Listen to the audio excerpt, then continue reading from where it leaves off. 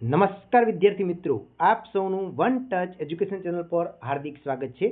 તો પ્રથમ પરીક્ષા ઓક્ટોબર 2025 ધોરણ 10 ગુજરાતી વિષયના પેપરનું આપણે સોલ્યુશન કરીશું।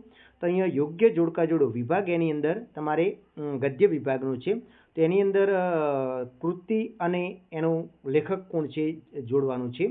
તો ચોપડાની ઇન્દ્રજાળ ચંદ્રકાંત પંડ્યા છે। ભૂલી ગયા પછી રઘુવીર ચૌધરી, છત્રી રતિલાલ બોરીસાગર, વાયલર ઇન્સ્પેક્શન ગુણવંત શાહ। એના પછી ખાલી જગ્યા છે તો કે અંકિત નંદાના પુત્રનું નામ ખાલી જગ્યા છે તો શું છે? યશ છે। પછી નૈસર્ગિક સૌંદર્ય પાછળ ખાલી જગ્યા પાગલ હતો, નરેન પાગલ હતો। પછી ભર્યા ખાલી જગ્યા તન અને મનના આરોગ્ય માટેની પૂર્વ શરત છે તો પ્રેમાર પરિવાર આવશે। પછી આવા શોષિત ખાલી જગ્યાની દરુણ દશા જોઈને મારું હૃદય દ્રવી ઉઠ્યું તો કે દરિદ્ર નારાયણની કરુણ દશા જોઈને મારું હૃદય દ્રવી ઉઠ્યું। પછી એક વાક્યના પ્રશ્નો છે। દુકાનદારે લેખકને કઈ સલાહ આપી હતી? તો દુકાનદારે લેખકને કહ્યું હતું કે છત્રી તેની પાસે ટકે એવો ઉપાય શોધી કાઢવો। પછી ગિરમાળ ધોધ કઈ નદી પરથી પડતો હતો? તો ગિરમાળ ધોધ છે એ ગીરા નદી પરથી પડતો હતો। પછી નીચે આપેલા પ્રશ્નોના 3-4 વાક્યમાં ઉત્તર આપો। 2 ગુણના પ્રશ્નો છે। એની અંદર છે હવે અમેરિકા ક્યારે જશો? પ્રશ્નના ઉત્તરમાં વિનુ કાકાની પ્રતિક્રિયા તમારા શબ્દોમાં લખો। તો કે હવે અમેરિકા ક્યારે જશો એવી નીનાબેનના પ્રશ્નના ઉત્તરમાં વિનુ કાકા માથું ધુણાવી ચૂપ રહ્યા। એમની આંખને ખૂણે બાજેલું નાનું આંસુ આથમતા સૂરજના કિરણમાં ચમકી ઉઠ્યું। હવે એમના પુત્ર સૌરભને એમના માટે સમય નહોતો। એના પછી બીજો પ્રશ્ન છે 12મો। મનીષા વિશે કવિતા કરવાની સલોની વાતોને નરેન શો પ્રતિભાવ આપ્યો?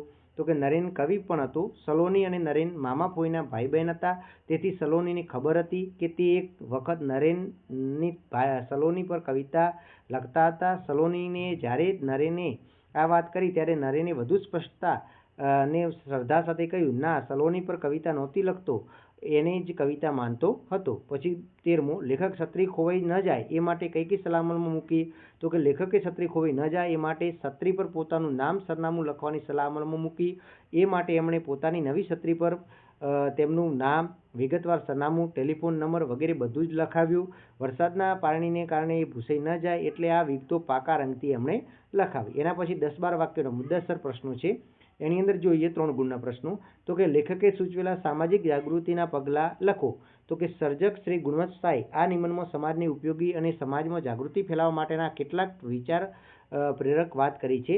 એ વ્યક્તિ સ્વચ્છ અને તાજા ખોરાક હંમેશા લેવા જોઈએ। વાસી અને દુર્ગંધ મારતો ખોરાક તબિયત બગાડે છે। શું ખાવું, કેટલું ખાવું, ક્યારે ખાવું અને કેવી રીતે ખાવું તેની યોગ્ય સમજ દરેક વ્યક્તિને હોવી જોઈએ।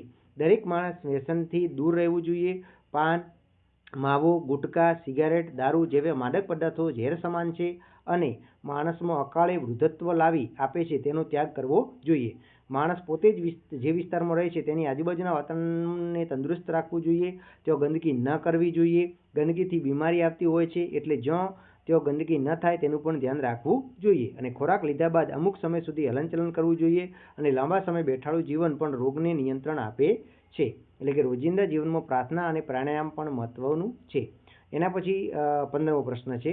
રાતના સમયે ખીણને રસ્તે જતા લેખક શા માટે સ્તબ્ધ થઈ જાય છે? તો કે રાતના સમયે ખીણને રસ્તે ચારે બાજુ આગિયા ઉડતા હતા। આ આગિયાને જોઈને જાણે સાગના ઝાડને રાતોરાત શણગાર લીધા હતો। ઉપર આકાશ તારાથી ખીચોખીચ અને નીચે આગિયાથી ઉડાઉડ। કવિ રાજેન્દ્ર શુક્લની પંક્તિમાં જણાવ્યા પ્રમાણે કેવળ સ્થાનનો જ ફરક હતો, મૂળમાં તો અજવાળું હતું, શિખર તાલાઓથી શોભતું હતું ને તળેટીમાં આગિયા ઝગમગતા હતા। અહીં તહીં ઉડાઉડ કરતા આગિયાઓએ અંધકારને શણગારીને એક મોઝેઇક બનાવી આપ્યું હતું, એવું એ દ્રશ્ય હતું। લેખક રાતના સમયે ખીણને રસ્તેથી પસાર થાય છે ત્યારે આ દ્રશ્ય જોઈને સ્તબ્ધ થઈ જાય છે। એના પછી 16મો છે। ચોપડાની ઇન્દ્રજાળ પાઠમાં રાતો ચોપડો ફાડી નાખવા પાછળ લેખક મનોમંથન કેવું અનુભવતું હતું? તો કે જીવલાને ત્યાંથી પાછા ફરતો લેખક તેની પાસે એકાદ થેલી માગે ત્યારે જીવલાએ કહ્યું, બોડીને તો વળી કોહકી કેવી? આ શબ્દો સાંભળીને લેખકને તે રાતે મોડે સુધી ઊંઘ ના આવી। એક બાજુ જીવલાનો પ્રેમ અને બીજી બાજુ જોવા જઈએ તો તેની કારમી ગરીબાઈ યાદ આવ્યા। તેઓ શોષણખોર અને બોડી જેવી દુર્દશા કરનાર પોતે જ છે એ ભાવ એમના મનમાં જાગ્યો અને એમના મનમાં મનોમંથન ચાલ્યું। જીવલાને તેઓ શીરો જમતા હતા ત્યારે તેના નાગડા અને ભૂખને લીધે પેટમાં ખાડા પડી ગયેલા નાના દીકરા લેખકની સામે ટીકી ટીકીને જોતા હતા. એ દ્રશ્ય નજર સામે ખડું થયું. આ ગરીબ જીવલાના છોકરાના મોંમાંથી કોળીઓ પોતે ઝૂંટવ્યું હોય એવું લેખકને લાગ્યું, અને આટલું ઓછું હોય તેમ 2 થેલી ભરીને શાકભાજી લઈ આવ્યા. લેખકને પોતાની જાત ઉપર તિરસ્કાર આવ્યો, અને અંતે એમણે જીવલા પાસેથી જાણી લીધું કે તેણે ખરેખર કેટલું કરજ લીધેલું. આટલા વર્ષો વ્યાજ ચડીને ₹1500 લેણા નીકળતા હતા. અંતે જીવલાની કરુણ દશાથી દ્રવિત થયેલા લેખકે એ રાતા ચોપડાના બધા જ પાના ફાડી તેણે લેણામાંથી મુક્ત કર્યો. હવે વિભાગ 2 ની વાત કરીએ તો પદ્ય વિભાગ છે. કૃતિ અને કર્તા: વૈષ્ણવજન તો નરસિંહ મહેતા, શીલવંત સાધુ ને ગંગા સતી, દીકરી અશોક ચાવડા, હું એવો ગુજરાતી વિનોદ જોશી. ખાલી જગ્યા જોઈએ. ભણે નરસૈયું તેનું દર્શન કરતો 71 કુળ તાર્યા રે, સદાય ભજનનો વ્યાપાર. એના પછી રાત રાણી ઝાકળથી હોય છે, કવિને માતની ભ્રમણા થાય છે. એના પછી એક વાક્યના પ્રશ્નો છે. કવિની સાતી શા માટે ગજગજ ફૂલે છે?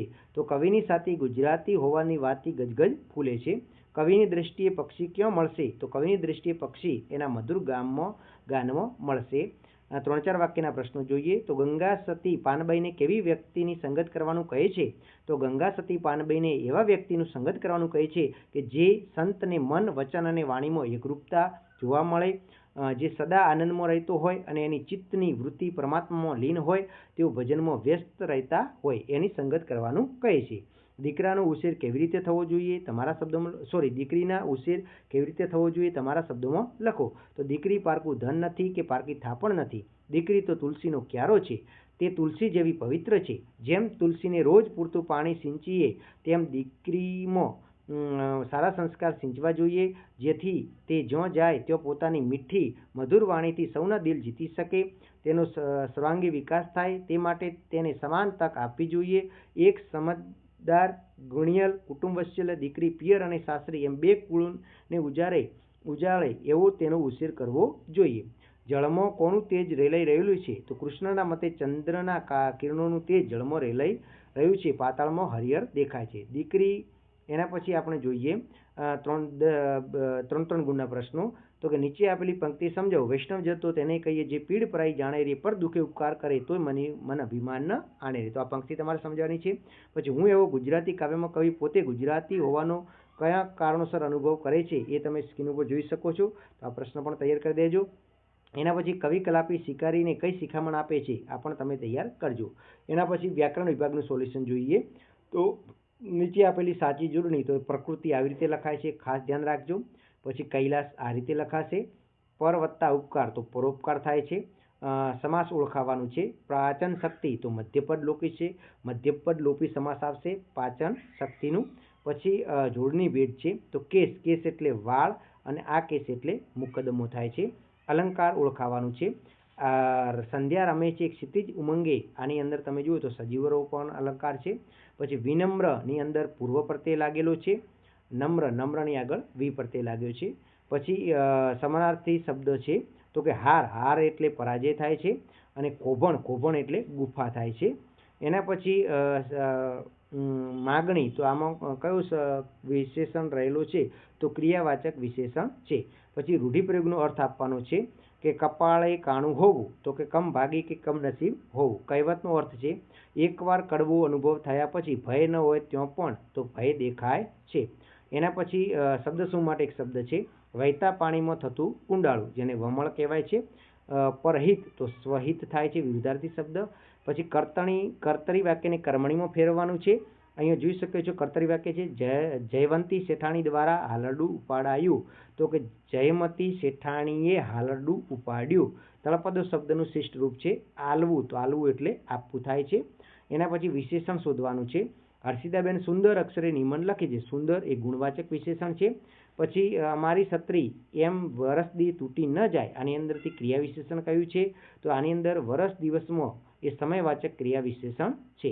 પછી ધ્વનિ છૂટા પાડવાના છે. સ્પર્શદંશ, તો કે સ વત્તા અ વત્તા ર વત્તા પ વત્તા અ વત્તા દ વત્તા અ વત્તા સ વત્તા અ. પછી પ્રેરક વાક્યને ભાવે વાક્ય બનાવવાનું છે. વિદ્યાર્થીઓએ શાળાના મેદાનમાં વૃક્ષો વાવ્યા, તો કે શિક્ષકે વિદ્યાર્થીઓ પાછે શાળાના મેદાનમાં વૃક્ષો વવડાવ્યા. પછી પંક્તિમાંથી છંદ ઓળખાવાનો છે. મને શિશુ તણી ગમે સરળ સૃષ્ટિ સ્નેહ ભરી, તો પૃથ્વી છંદ છે.